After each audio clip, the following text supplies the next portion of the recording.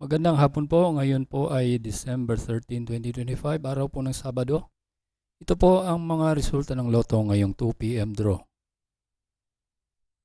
Kung bago ka pa lang sa aking channel, pwede kang mag-like, share, at subscribe para updated kayo sa mga PCSO lottery results araw-araw.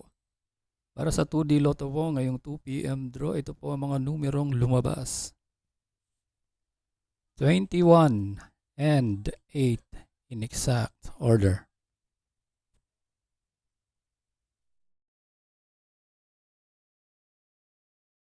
At ito naman po ang mga numerong lumabas para sa 3D loto ngayong 2 p.m. draw.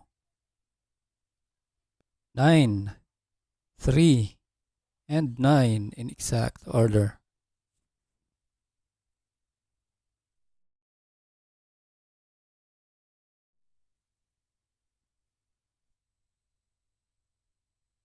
Congratulations po sa lahat ng nanalo. At kita-kits po tayo mamayang 5 p.m. draw. Thank you for watching. God bless us all.